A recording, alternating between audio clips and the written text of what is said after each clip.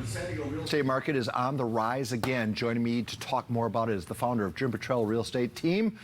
Oh, Mr. Bottrell joins us now. Jim, what are you seeing? By the way, good morning to you, sir. Good morning.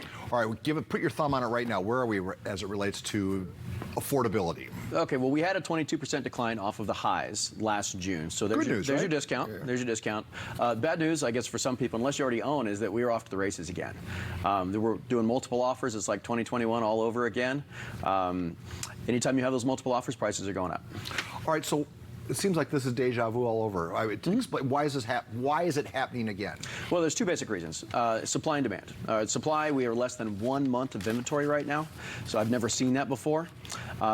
Builders aren't going to be able to get us out. There's not enough structures. The sellers are not giving up those 2% and 3% interest rates, so theirs are staying. So that housing shortage, which is propping up the prices, that's going to stay. That's going to be here for the next 5 years. So everybody's just going to have to get used to that. The other part is the demand side. This is the part that surprised everybody. It got everybody. None of us saw this coming.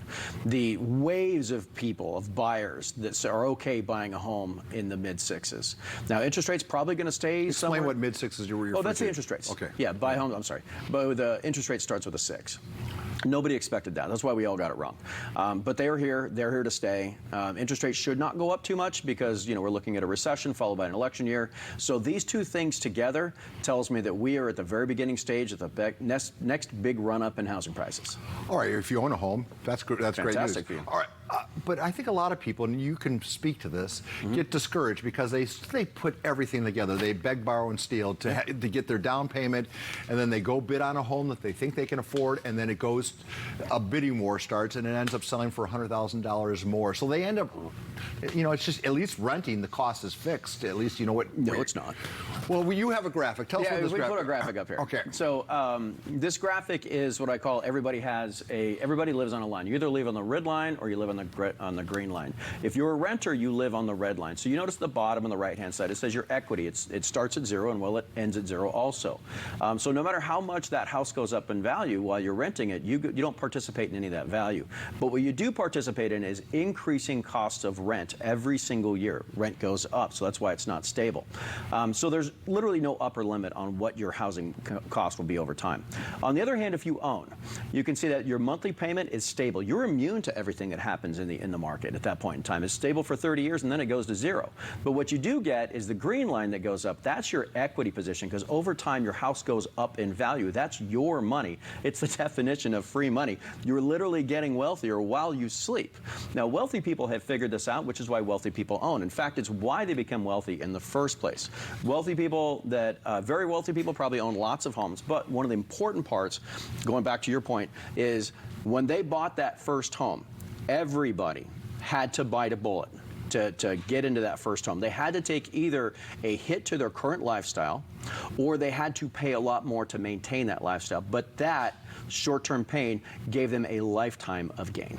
All right, and that graphic makes sense to me, but it begs the question, and I think this is why you're sitting here.